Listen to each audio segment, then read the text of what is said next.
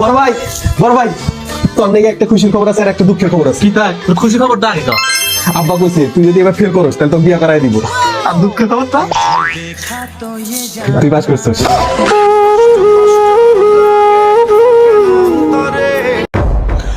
আমার রাজ্যে কেন এত বিশৃঙ্খলা? এই আমার রাজ্যে কেন এত ঋষিকলা? বিশৃঙ্খলা? ঋষিকলা? আরে মেয়ে কি বলেন, ভুলভাল ডায়লগ দেন কেন? আরে নিয়ে কি বলেন? ভুলভাল ডায়লগ বলেন। এই, বিশৃঙ্খলা। ঋষিকলা?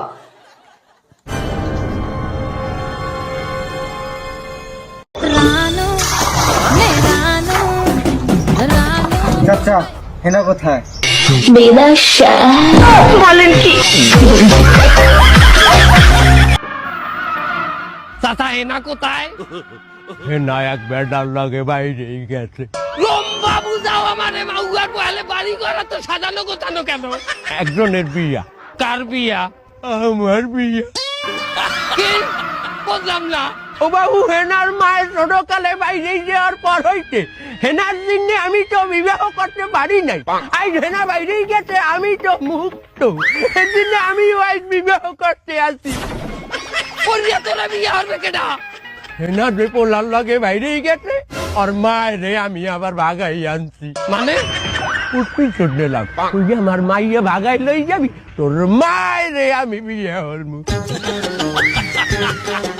বাবু তুমি এখন যাও, আমার বিবাহের সময় হয়েছে। না, এটা আমি বিশ্বাস করি না। আজ 50 বছর পর আমি বিবাহ করতে আসি, তুই পাগড়ি হালাইনি। প্লিজ আমাকে ক্ষমা করে দাও, প্লিজ আমাকে ক্ষমা করে দাও। চাচা, চাচা, এখানে না আগে টিনের ঘর ছিল, এখন এত বড় বিল্ডিং কিভাবে হলো?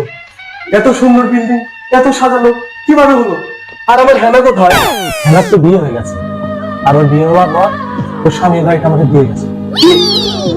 আমি বিশ্বাস করি না, আমি বিশ্বাস করি না। এ হতে পারে না। খুব লোভী চাচা, খুবই লোভী। আপনি হেনাকে বিয়ে দিয়ে, আমার হেনাকে বিয়ে দিয়ে আপনি এত বড় বাড়ি ঘর দখল করেছেন। ওর সাথে হেনাকে বিয়ে দিয়ে করলে আপনার বাড়ি পেতাম। তাই বুঝি সামান্য একটা মুখের দোকানদার হয়ে আমার মেয়েকে বিয়ে করতে এসেছিস? দাঁড়া এখান থেকে।